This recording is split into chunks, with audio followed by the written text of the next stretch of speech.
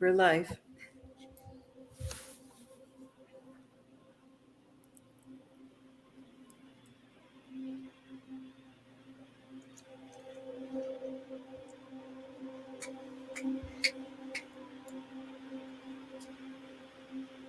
I think Jesse forgot to tell me. Okay, welcome to our safe place to share our genuine stories. Oh, now Jesse tells me we're live.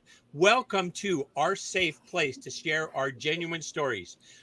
Annette, help me understand how to pronounce that again. One more time, slow. Aakitaapitsinikotsio'pa. Aakitaapitsinikotsio'pa. Aakitaapitsinikotsio'pa. Aakitaapitsinikotsio'pa. Oh man, that's got a lot of steps to it. Okay, I'm going to try again. I'm going to practice for next week. Okay. But the purpose of this show is that we have conversations. I have these two lovely ladies that are joining me. Annette and TJ are sisters of mine, Blackfoot sisters of mine, we're having this conversation so that we can learn about white and Blackfoot ways and how we work together so that we can thrive, so that we can have the kind of lives we all deserve and should have. Now, Annette, before you came on, TJ, Annette and I were chatting. In Southern Alberta here, we had quite the winds on the weekend, and Annette was out in the bald-ass prairie in a teepee. Annette, tell us about that. Well, it was we were in the teepee all weekend, and that wind was sure blowing. I believe we had a wind warning on Saturday, and just east of us, of course the black soil was flying around, so a lot of topsoil was out in the air, and then all we had was for protection was the canvas of the teepee, really, and so you really have to trust that at times, and it really makes you appreciate. At least it makes me appreciate, what the ancestors, the conditions that they had, and all they had was this skins of the buffalo to protect them from the elements and each other, right? And so the harmony that they would have to have lived into to be able to trust that that we could live together, that they could live together in those conditions. Today we lock our doors and we have these walls, and and still we don't feel safe in our homes sometimes. You know what? Wait, I'm just thinking about that. My house was rocking. My house was rocking from the wind. So in those teepees, oh my goodness, they must have really, there'd have been a lot of movement happening inside there, eh? No, actually not. Not until last night. No. Really? Yeah, it was very well put up. Yeah. And when you put up a teepee up very well, it's taut. It's very tight around the poles. Okay. So there's not too much give. It wasn't until last night, mind you. I heard yesterday before I got there back to the place that we were at, that the teepee did come up on the one side, but they very quickly held it down and were able to stake it back down. But that was the only thing that I heard about. And then last night when, then I kind of felt like maybe it's been up a little bit too long. I don't know, but having that does interfere. When you put it up, you make sure that it's very tight so that the wind, it withstands the elements, right? Wow. So, yeah. And this was ceremony. Tell me why, or tell us why, it's not every week. It's not every week you do ceremony. This was ceremony that then that's on a regular. Is it like in the calendar, January 25th or something? Or why is this ceremony? Oh, I can't speak about this one in particular. This one is this one I can only tell you we were in the teepee for a few days. That's all I can really say about it. This one is very okay. And when you say you can't tell me, it's not like if you tell me you have to have me exterminated or nothing like that. It's just then my place in what I do would not be respected. So these are some things that we don't talk about, and I think in the past some of our ancestors did record them, but I think that was really when we were when they believed that our ways were dying and they wanted a way to preserve our traditions. But we know that there are some recordings, print, video, maybe even. And so, but we live those out now. We've come back to live them out. So it's not my place to tell that story. And you have to be involved in some societies to know those very intricate and details in depth, right? So Understand. So it's got to be basically there's a hierarchy to who knows what and who can share what. Is that yeah, do I, well, I don't like to use the word I hierarchy. wouldn't call it It's- hierarchy. what Yeah. would you call it, I TJ? wouldn't call it hierarchy. I definitely I think it's just that you have those rights. So like the only it's the thing that I rites of think, passage. yeah, basically. So if you're a woman, you know certain things about being a woman. If you're a man, you know certain things about being a man, and so on and so forth. So you don't know what it's like to be a teenager when you're 6 years old because you're not a teenager. And so I think it's just as you um, enter, when you enter into that knowledge, then that's when you can have it. So Okay. it's not that one day I will transfer this knowledge and so it will be passed on. So it's not a hierarchy, it's just that passage of knowledge, and that's that ceremony It's a- too when that happens. Yeah. So What when were you It's a going to say, TJ? generational. ceremony, I was just going to it's say it's a generational piece. Like it's a. I want to say the word earned. You've earned that knowledge or the right to have that that sacred knowledge. I guess that's how I would refer to it, as sacred knowledge, and I, that you've earned it.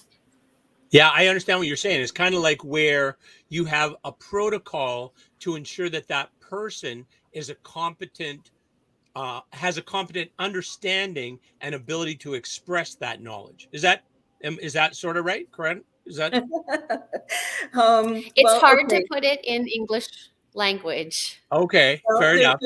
so the Blackfoot word bummaksin, and there was a Moxton? bummaksin, and there was actually a university course from the U of C that the Workland, and they were doing a master's course, and that's what the name that they gave it. So when they I guess started developing it, they went to elders, and this is what they called it. But we've had that, and it's that transfer of knowledge. So that transfer of knowledge is very significant as you're receiving it and as you're transferring it. But within that, how do you get that knowledge? Well, you have to go through certain rituals, ceremonies to have that knowledge, and it's continuously being built up, right? Even the right to sing certain songs is there, right? I can't just go sing certain songs that I've never been transferred that right to do that. So there's also that. So it's very intricate. It's very there's lots to it, and some ethnologists, some anthropologists try to record a lot of that, and our elders of the time, some of them would share that knowledge, but it was their belief because as residential schools came in, many of the young people at that time were no longer finding interest or finding it relevant. So they wanted a way to be able to transmit it. And I'm very thankful because we get to have that today. But it wasn't lost completely by the Blackfoot, the Blood people in particular. So we don't have to go to a different part of the world to find our knowledge. It was always here. There were pieces that were brought to museums and different areas, but we have it still here, and there were things that remained here. So when I say ceremony, it's everyone has there's people who have been involved in powwow. Well, that's new, it's contemporary, and they might call that ceremony. There's people who maybe the question that you had for me last week was to burn sweetgrass, amadupsiman, which you call smudge, but smudge is kind of a misnomer as well.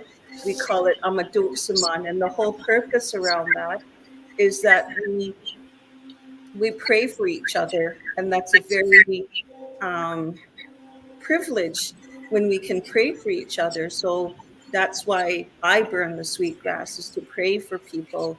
No other reason, no special powers. It's just to pray for my family, my community, where I'm working, and those that ask for prayers. So Amatusin. Did I I'm pronounce? Siman. Amadu. Siman. Siman is the Blackfoot word that we use. Just like when we talk about Sundance, people will say Sundance, but our word is Akugatsin. Akukatsin. Yeah, I heard that before. And Yeah. Akukatsin, like that, it's kind of a ceremony to come together to kind of grieve what has to be grieved, forgive what has to be forgiven, celebrate what should be celebrated, and kind of move on. Is that kind of what the purpose of it is? It's many people will have their own definition and their own experience, but I've always just been told it's a renewal.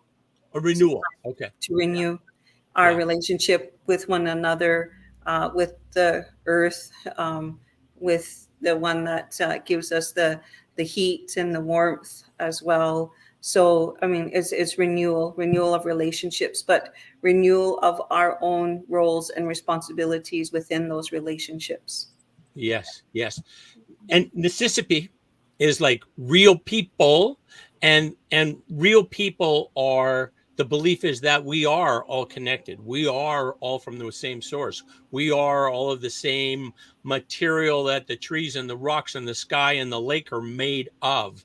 Is that fair statement? A very all-inclusive perspective of us and on our position in the world?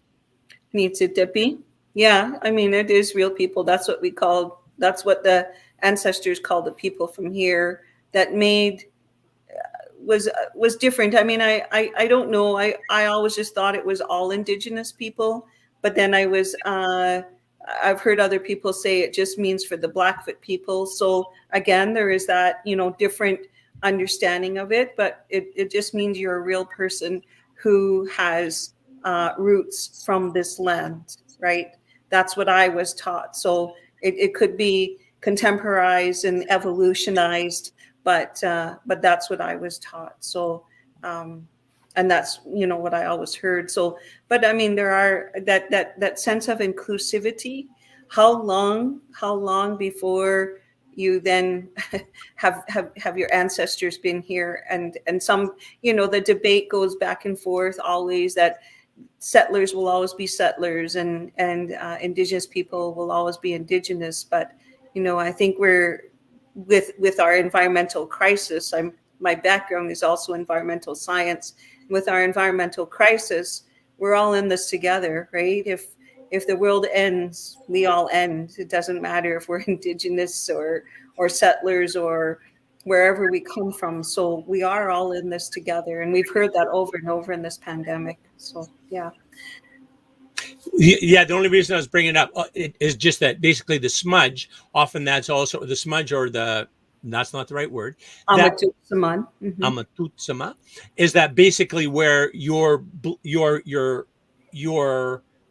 praying for others, you're blessing others, so you're that you're connected to others, and that you can have a positive influence on the life of others, right? So if I am engaged such, and I think of my sister Annette, or I think of my sister TJ, that's a value, right? Like, I feel better doing it, but it should also be a value to you, right? Yeah. TJ, I've been talking too much. Go. No, I'm just reflecting and listening to the conversation. I think about the opportunity that I have in schools to invite others to smudge with me. I really, really emphasize that it's an invitation. because it's not an expectation, nor is it a requirement. And for me, when I do it as part of my role, I've been gifted and been allowed to do that, and so I really honor any time that I get to light the smudge. Um, and for me, when I have that opportunity, it's an opportunity to come together in a grounding, in to be present with one another. And I always do follow it with a prayer as well, Annette. I don't just ever light the smudge, go around the circle, and that's it. Uh, like you said, Annette, it's an opportunity to pray with the people and for the people. And so, yeah, what I love about it when I do it with both adults and students is when there's very, very few times when the smudge will actually get passed. There Often there's an openness, and I think it's part of the pre-conversation that you have long before you light the smudge, where you create a safe space for others to know that there isn't a right way or wrong way when they engage, but that it really truly is an invitation, and that's how I see it. And I feel very humbled that I have the opportunity to share that in our schools with our students and staff. Yes, and make the impressions. You're going to have a student like Annette who names you, who gives you a Blackfoot name because of your amazing influence in their life. I think that's like an incredible story. What a testament to the contribution. That's awesome. So Yeah, I think we all cultures have a way of grounding. I like TJ's work there of being grounded, and having that opportunity to connect with each other at a deeper level than just a surface level. And I think when we do that with students, it gives them that. It provides them with a way to think of more than themselves. I mean, as you're developing as a child and a teenager, right? That whole you're very much just me, right? And we're trying to encourage a community, a sense of community and community membership. So I really think that this is a way to do that, especially like in the schools, that has been so. It seems foreign at times for some, but this is a way that we've always had for community. So and the sense of and the community is a source of strength and support for you as an individual, but also something that you want to contribute to, right? That you're a part and you want to make a contribution to the success of the community and your other members, your other brothers and sisters who are part of that community, but also that for you is a sense of strength and support and comfort where you're going to be protected and safe, right? and I think it comes back to that whole premise of the teepee, and all you have is this very thin layer of something that's protecting you. Like a Yes. teepee on its own, and the way that it's built and the way that it's put up, the door facing the east, because very seldom in this area does the wind blow from the east. It always blows from the west. So you're very protected that way. You have the spine of the teepee facing that strong wind, and I could see that this weekend it was there. But I didn't know. I just learned this a few years ago, that actually when we have the Akugats in the circle camp, and the way that is all constructed as well, together you're even stronger. And so that's a very physical. And so now when you have a whole camp, a whole community coming together in prayer, specifically for others, not necessarily for yourself, but for others, what a powerful thing to have at a very spiritual level. So you have this physical, and now you have the spiritual, and the whole thing with that as well at Akugatsin is always giving food always sharing food. Someone comes to your own camp, you're sharing food. Someone comes to the big camp, and you're sharing food. So there's that nutrients that's always also provided for What the a what kids. a what a beautiful way to reconnect, right? Beautiful way to kind of share the common experience you're having and your support for each other, eh? Oh, that's beautiful. Yeah, I love that. I think the other piece that goes with that, when I hear about that connectedness, it's creating a collective sense of belonging, that our community needs, where we recognize that we need each other, um, and that together we thrive, and that I tell our kids all the time, you're not alone. But sometimes they really need to see it in practice in order to really start believing that, whether or not that's a physical, walking side by side and having that conversation, or whether it's helping them strengthen their faith in Creator, and knowing that, you know, our life is a gift. That's why we call it the present, right? And so knowing that we're not alone, as we walk our journey, whatever our journey holds for us.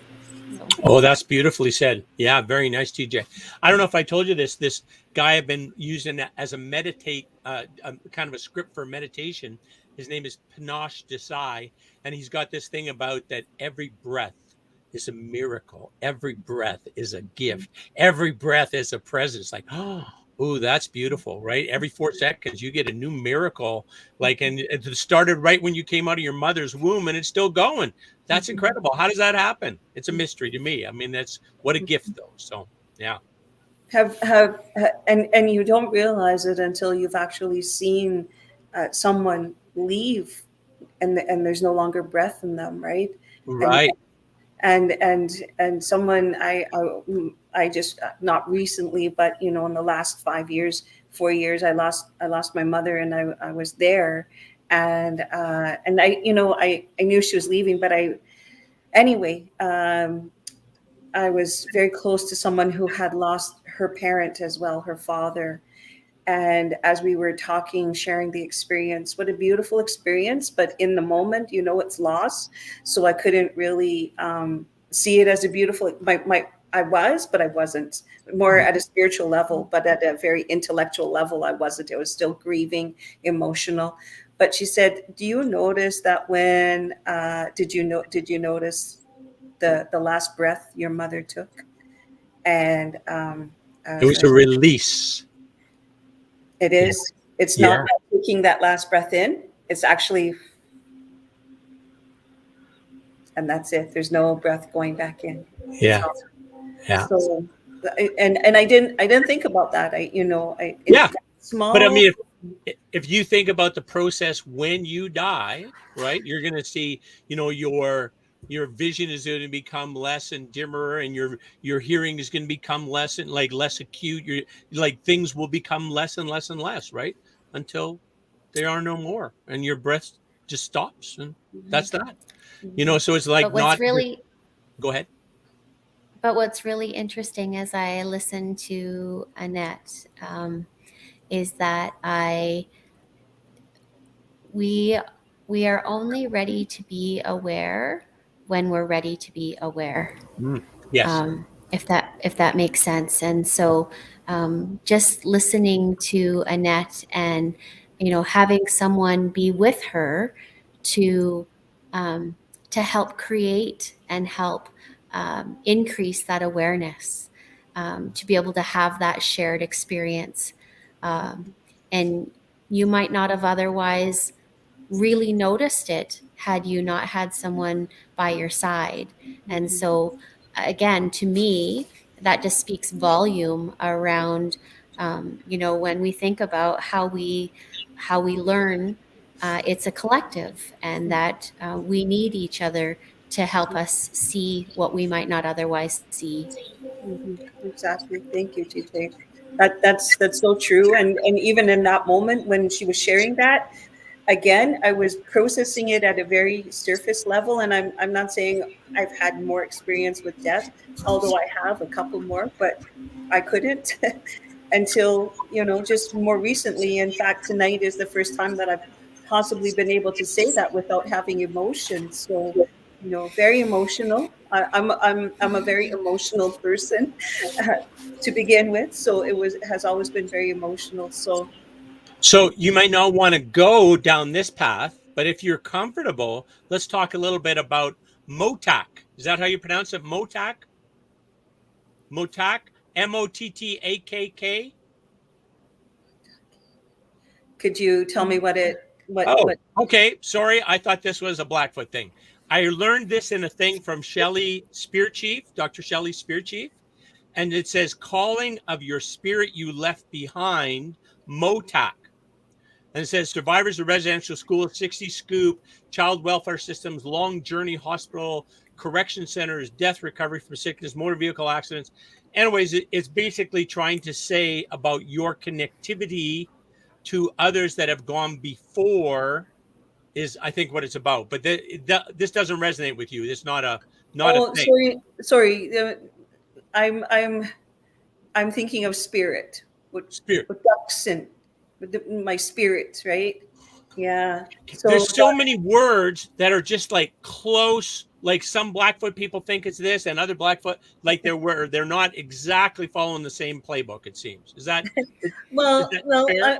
I don't know. Again, I think it goes back to that whole idea around ceremony, that idea around those rites of passage. Yes. Not, Yes. and our journey. TJ used that word, our journey. When my mother was leaving, my brother, she had 6 kids, 6 of us, and my brother and I were very emotional. And she would tell us, "Don't just cry, you pray."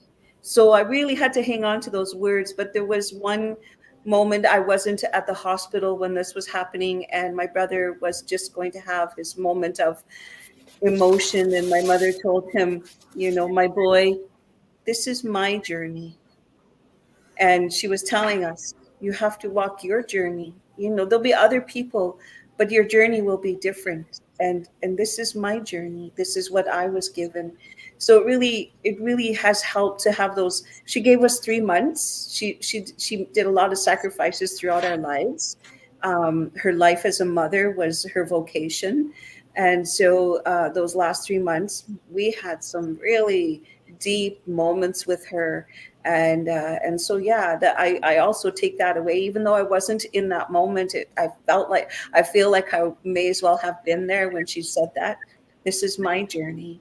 Do And you have now an ongoing connection with the spirit of your mother? Do I you believe do I you believe talk I to her do. or connect or pray or yes? Oh yeah, oh yeah, I do. I have a picture of her that my sister had commissioned an artist to paint of her and my dad, Yes. and so she gave us a print of that, very beautiful. So every morning when I get up, I see that and I'm reminded of her, and I do talk to her and ask her for favors. But the favors are, Mom, please pray hard for me wherever you are.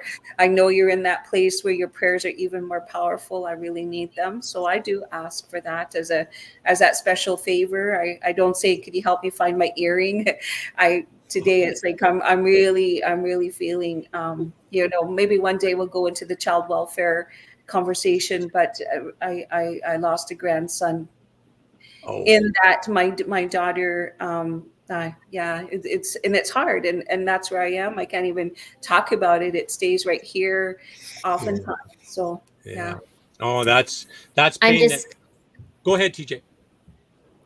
No, I really want to honor Annette's stories tonight. I want to hold space and be mindful of our window of time together, and maybe that's our segue into next week's conversation, where we, you know, it's hard opening some of those, what some call Pandora's box, or those difficult conversations or things that we may not typically talk about. And that's part of our journey, not only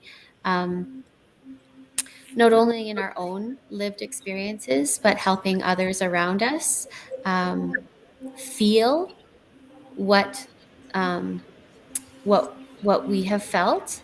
And so I want to thank Annette for sharing tonight. I think I feel really blessed to have had you share the story of your mom, and what the teachings that she shared with you and your brothers. And I think that's a beautiful segue into maybe a deeper conversation that where time would allow us to have that conversation next week. Sounds like next week's program is already written. Seems like. To our viewers, keep yourself well, stay healthy, do stuff you love with people you love. And sisters Annette and TJ and I will join you next week. Thank See ya. you. Thank you.